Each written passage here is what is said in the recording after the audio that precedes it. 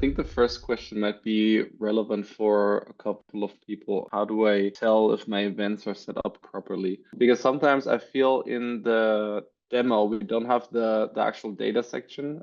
So I think that's sometimes a bit hindering. So I have a go from a partner of ours who has a diving app to show their context. So something where I tend to go first is, and I'll use the new navigation here, just because I think it's more consistent, where we have the data. And then something we're seeing here is that my partner did not plan these events, so they will be coming in as unexpected. But ideally, you can create a new event and plan out the event. So it will be coming in, and then Amplitude can recognize, okay, yes, the event is in fact coming in, and then you will see this as live. And something, for example, on the property level, you could also go lower and actually also plan out the properties. So this is something that's also coming in as unexpected. So we see here kind of the deep dive view on the event. And if we actually accept this event and it's not more in the status as unexpected, we will be able to also plan out properties and add properties here.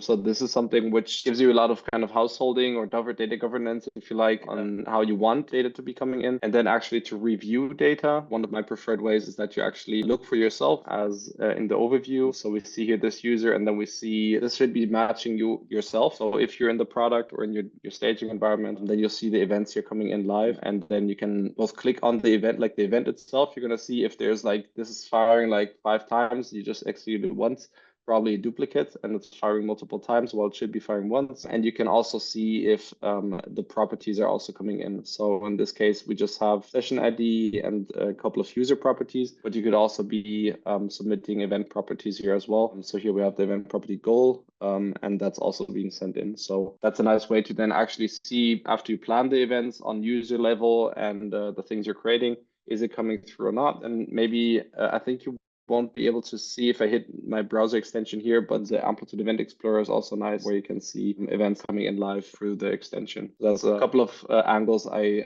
tend to use.